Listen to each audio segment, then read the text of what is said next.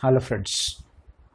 Today let us discuss about initially the requirements of a SI engine fuel and further ratings of SI engine fuels. So let us initially start with the general requirements of an SI engine fuel.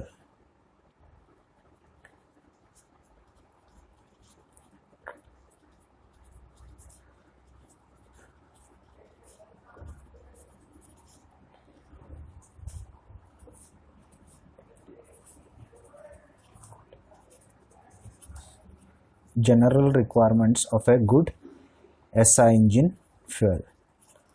So we'll first discuss about the requirements and then we'll move on to rating. So basically we know that when we talk of a fuel, we have the intention of producing some work out of it, that is energy conversion, and for that the energy content should be high, or in general terms we use for this the calorific value, that is the fuel should have high calorific value, which in other words we say it is having a high energy density. That is, when we burn that fuel, we should be able to get more energy out of it. Second requirement is to have a very good knock resistant property.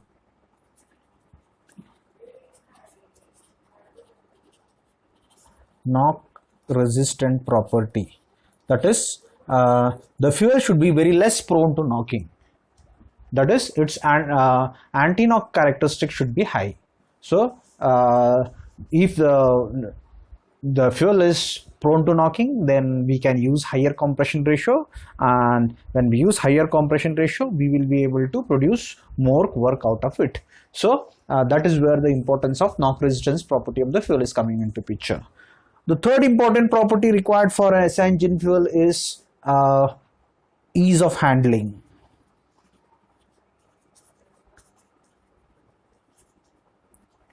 Obviously handling should be easy, because we know that we are going to handle the fuel before we are allowing the fuel to be introduced into the engine. We have something called as a carburetor, where we make the air and fuel mix. We prepare air fuel mixture and then supply it to the engine. Therefore the handling has to be very easy, so that the mixing outside the engine is going to be simply easier, so that the mixture can be prepared as per our requirement and sent to the engine. So that is where the importance of handling coming into picture. Fourth is ease of availability. Obviously for any fuel the availability is very important.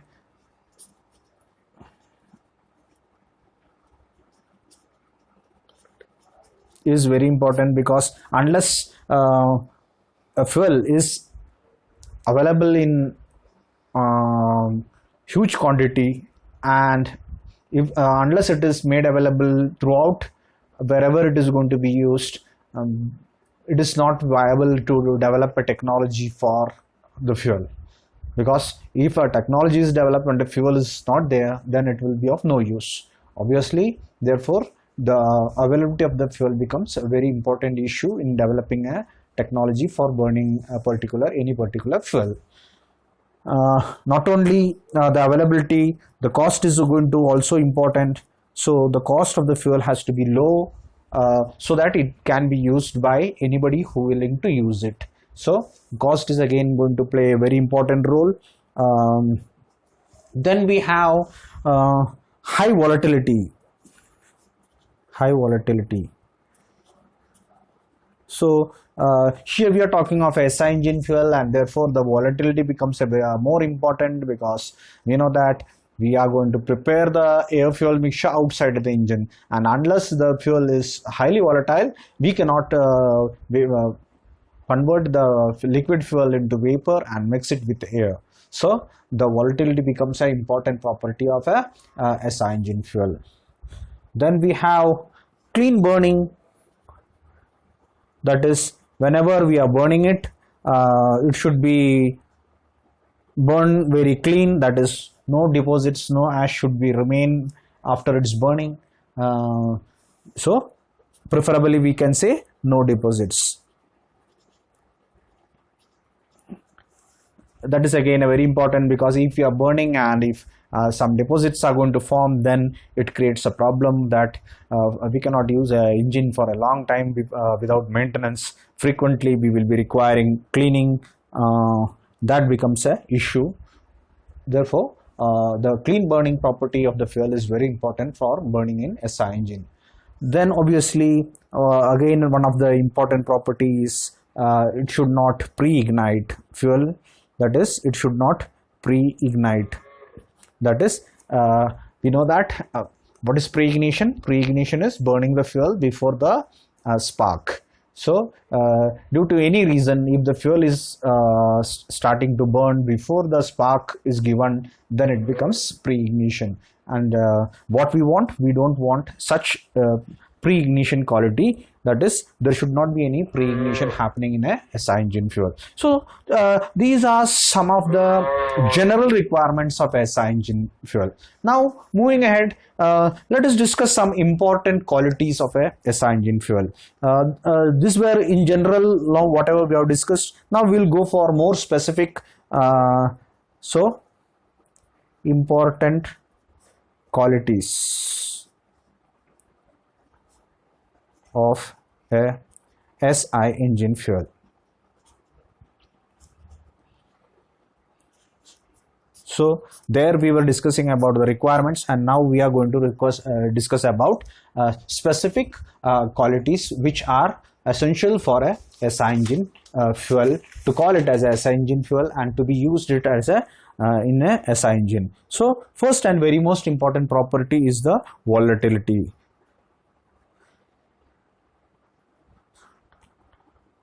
That is, the fuel should be having volatility as per the requirement. Why the volatility becomes an important property for SI engine? Because we know that we are preparing the mixture outside the engine, that is in carburetor, and in order to prepare the mixture, some part of the fuel has to become vapor even in atmospheric conditions. So then and then only we will be able to prepare a mixture of fuel and evaporator, that is fuel vapor and air. So that is where the volatility comes into picture.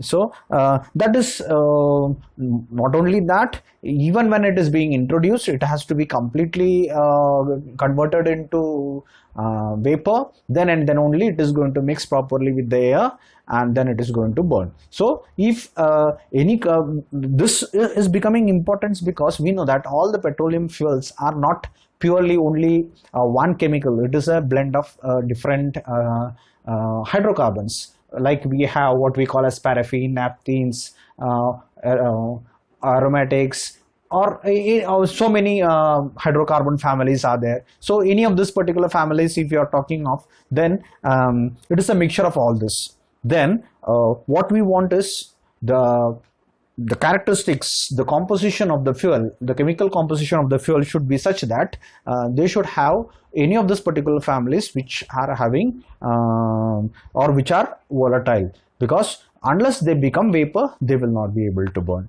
Therefore, the volatility becomes a very important property for a SI engine fuel. Then second important quality for a SI engine fuel is its starting and warm-up performance quality. Now what is this starting and warm-up performance quality? That is, we have just discussed that some amount of the fuel, around 0 to 10% of the fuel by volume needs to be converted into vapor very easily, preferably at room temperature. And then only a proper fuel which can be easily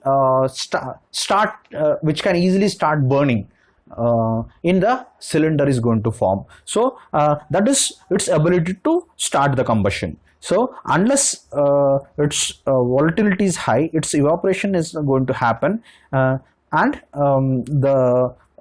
that is how much amount of fuel is going to evaporate is going to decide whether the combustion is going to start inside the engine or not. So unless we have around 0 to 10% of the fuel by volume is going to evaporate, and that particular mixture will initially start burning, and when that particular mixture is going to burn, it liberates heat, and the heat liberated by initial mixture is going to be consumed by the remaining mixture, and the fuel in that particular mixture is going to evaporate, and then it is going to burn. So like that it happens. So highly volatile components initially start burning, and they give the required heat to the less volatile components. So the mixture composition, the proportion of the different particular composition should be in such a manner that all these things are going to happen in a very smooth manner. Now what about warm-up performance? So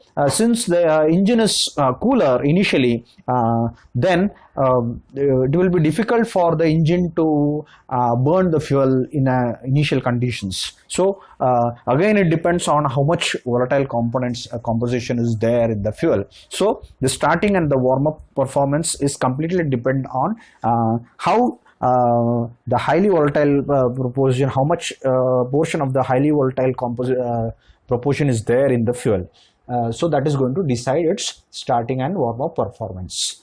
Then we do have another similar parameter, what we call as operation range performance.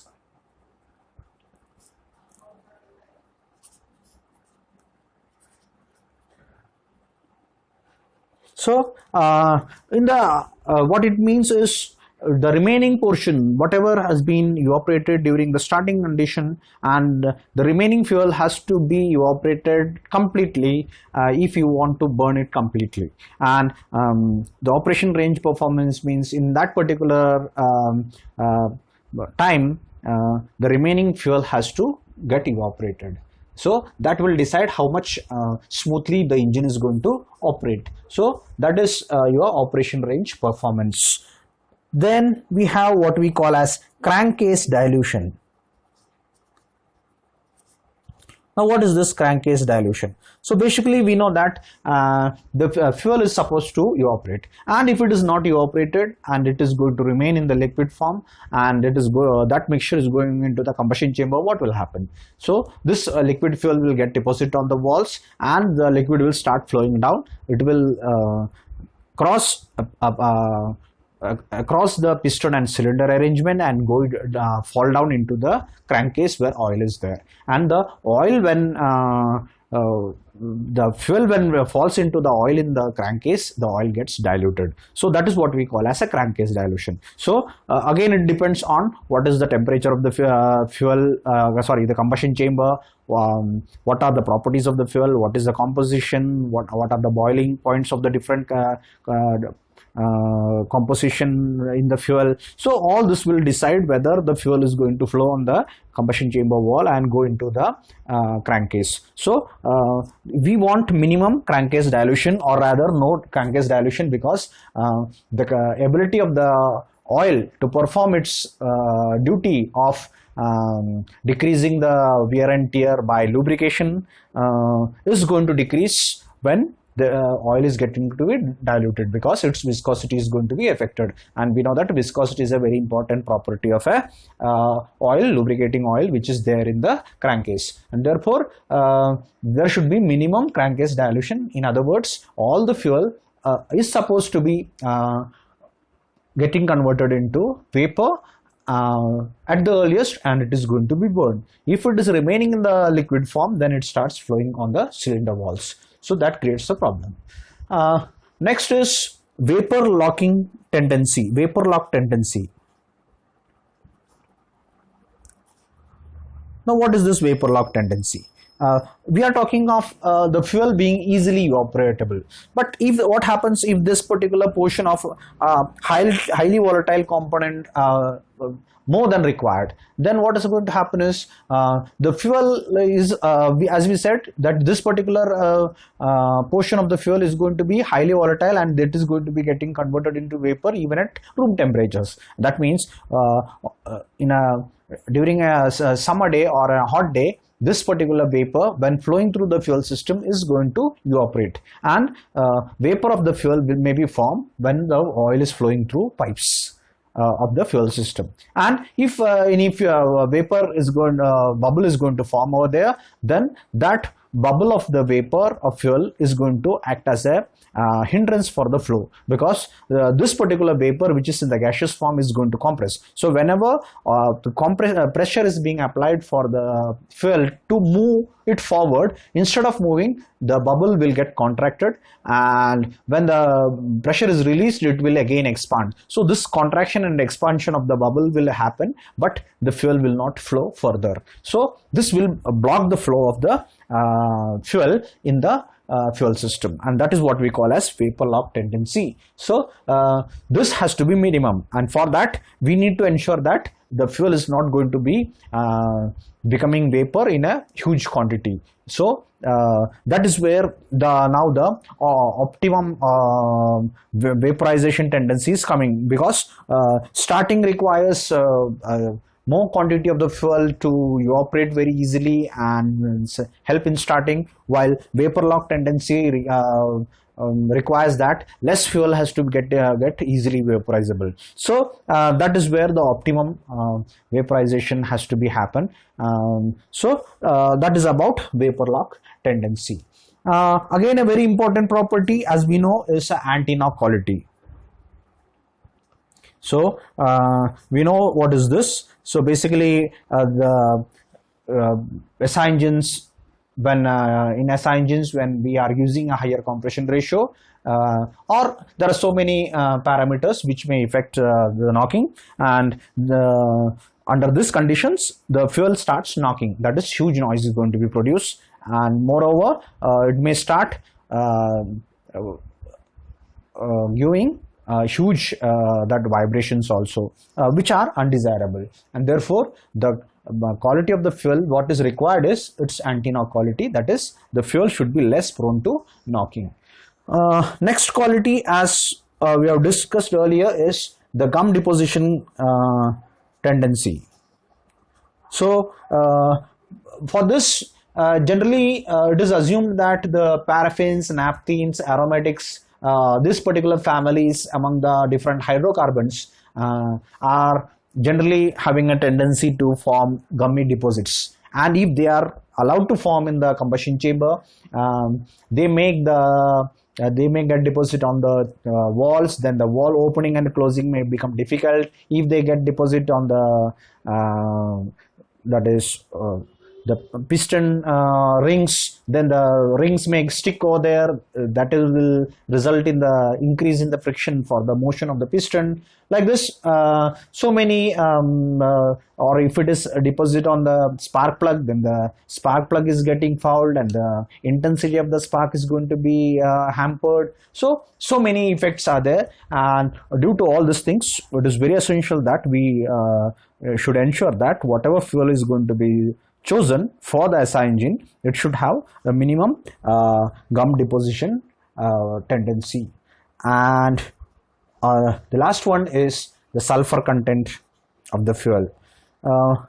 Generally it is earlier it was assumed that some amount of sulfur is good in a SI engine fuel, because the sulfur acts as a lubricant. So some amount of sulfur in the fuel will act as a lubricant. So that is considered to be good. But along with that, the sulfur in the fuel is going to have some detrimental effects also. Like it is going to erode some parts of the engine. So some parts are going to be get attacked by the sulfur in different forms, which is mixed in the fuel. Moreover, when this particular sulfur is going into the combustion chamber and the combustion is happening, then some sulfur oxides are being formed, so which is considered as a pollutant in combustion chamber. So from all this point of view, it is better to prevent this particular sulfur content to minimum as far as possible. But for removing the sulfur maximum from the fuel, it becomes much costly, and therefore some traces of sulfur is allowable as per norms, but as the norms are becoming more and more stringent, then it is preferred to remove this particular sulfur as far as possible. So these are some of the important qualities of a SI engine fuel when it is supposed to be used in a SI engine as a fuel. Now moving ahead, now let us move on to rating of a SI engine fuel. That is rating. Now what do you mean by rating? Rating of a SI engine fuel. What do you mean by rating? So here we know that the anti-knock quality is one of the most important quality expected to be there in case of a SI engine, and this measuring this particular quality of the fuel is generally what we call as a rating in case of fuels. So whichever the qualities are essential, required, important from the operation point of view, the measure of this particular qualities is what we call as rating. And for SI engine fuel, the anti-knock quality is very important, because higher the anti-knock quality, we can use higher compression ratios, and higher the compression ratio, more power can be generated from the same engine. That means it is going to decide how much compression ratio is going to be used. So in other words, just if the by changing the fuel of a higher quality, means if it is having anti-knock quality from the same engine, we are able to produce more power, and that is what our engines are designed for. Therefore this becomes a very important property for a SI engine fuel. And then what are the things on which this particular quality is depending on? So generally it is depending on the chemical characteristics of the fuel, then the molecular arrangement of the fuel, then operational parameters like air fuel ratio, ignition timing, engine speed. Then we have some parameters related to combustion chamber like shape of combustion chamber. We do have some parameters related to ambient like the temperature of the incoming air, the pressure of the incoming air. Then we have parameters like compression ratio. So many parameters are there. And now what we can understand from this is, if you want to rate the fuel, then if we want to check the anti-knock quality of the fuel, and since the anti-knock quality is depending on so many other parameters, then all these other parameters has to initially fixed, and then we have to check the anti-knock quality of the fuel. So what is generally done is, the engine operating variables other than the fuel, related to fuel, are initially fixed, and then we go for testing. And this particular testing is generally done in a standard engines like Ricardo engines, where the conditions under which we are going to test is predetermined. So initially we are putting some standard testing conditions, and under this particular standard conditions we are going to test in a standard engine. That is, when we say standard engine, the dimension of the engine, the many parameters related to engine are going to be standardized, and under such engines we are going to test which is the compression ratio which is going to start the knocking in that particular fuel. So that will give an idea regarding the anti-knock quality of the fuel, because higher the anti-knock quality, higher is the compression ratio that can be used with that engine, and more is the power that can be produced from that particular engine. And that is why we are measuring the anti-knock quality of the fuel. And generally this rating of the fuel is a measure of anti-knock quality of the fuel. Measure of anti-knock quality of the fuel.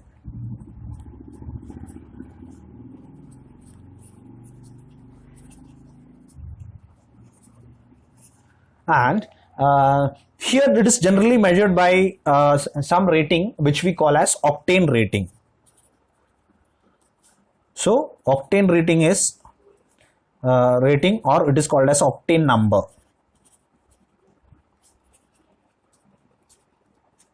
And it is generally written as ON. So octane number or octane rating is what we generally use for rating a SI engine fuel, and it generally describes the anti-knock quality of the fuel. So octane rating or octane number describes the anti-knock quality of the fuel.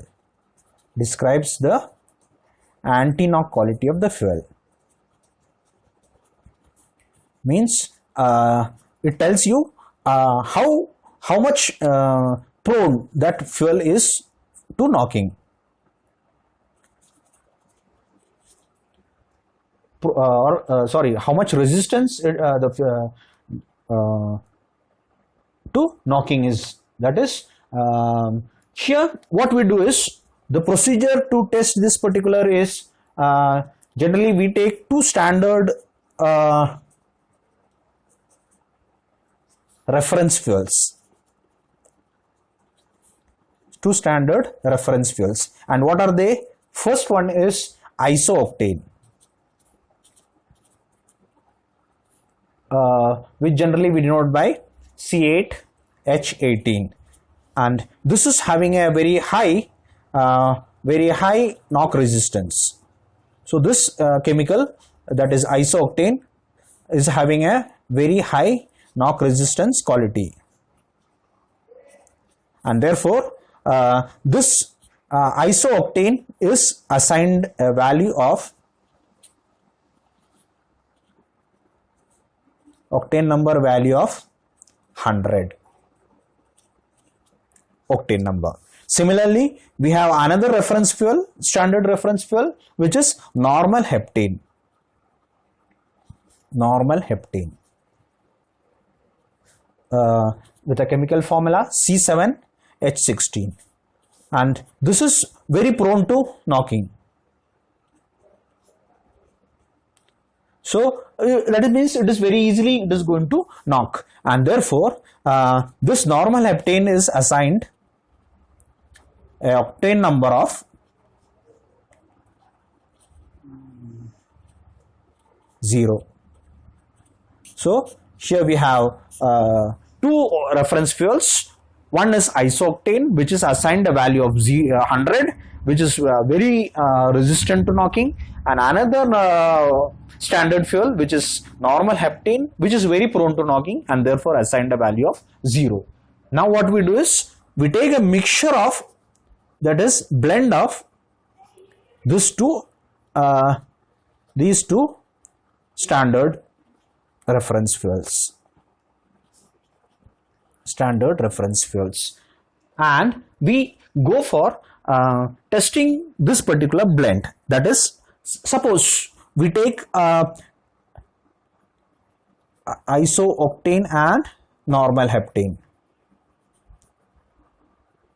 So if you take 10% and 90%, and if this particular mixture is having a similar anti-knock quality of the to that of a fuel what you are having, then the volume of isooctane in this mixture is 10, and therefore you say your fuel is going to have a 10 octane number. If you are taking 30 isooctane and 70 normal heptane, and if this mixture is found to be similar to that of having a similar anti-knock quality of that of a your fuel, then your fuel will be said to have a 30 octane number.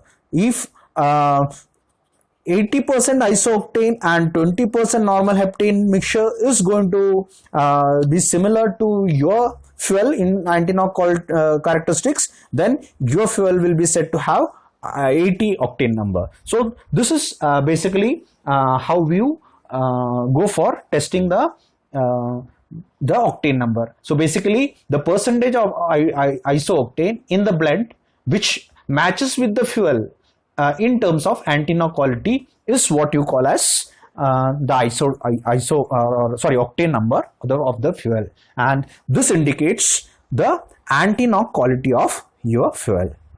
Anti-knock quality of your fuel.